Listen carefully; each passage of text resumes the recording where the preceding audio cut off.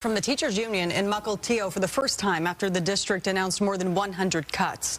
Mukilteo now becoming the latest school to chop millions off their budget as enrollment drops and federal funding dries up. Fox 13's Matthew Smith is live from outside of Olympic View Middle School in Mukilteo. So, Matt, what are teachers telling you?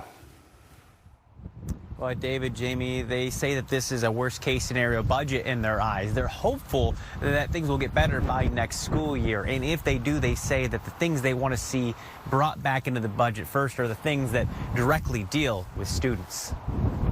It's hard, I think, for us to imagine how we're going to do our work directly with students with less folks. That's just the reality of these positions.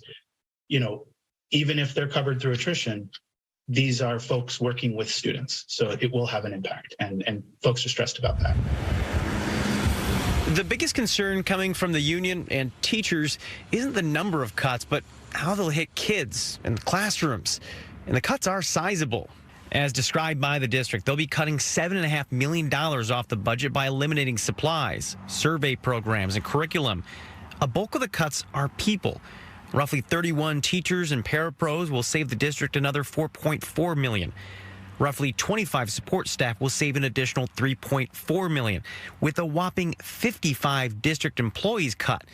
This is administrators, office workers, and maintenance. All of that will save the district an additional $8.1 million, all of it adding up to roughly $23 million. Schools across the district will feel that pinch. The superintendent calling the cuts heart-wrenching decisions in this letter, saying the cuts will be felt district-wide. And if you're losing enrollments and federal money's going away and inflation's eating you up, districts do have to respond today to that and make those hard choices and some of those hard cuts. Earlier this month, the state superintendent noted that many districts will face similar challenges. We've reported on the same types of issues in Seattle schools. Let me take a deep breath. It's like they're robbing my academic experience. And over in Bellevue, where schools are merging. But the list goes on, including schools here in the North Sound.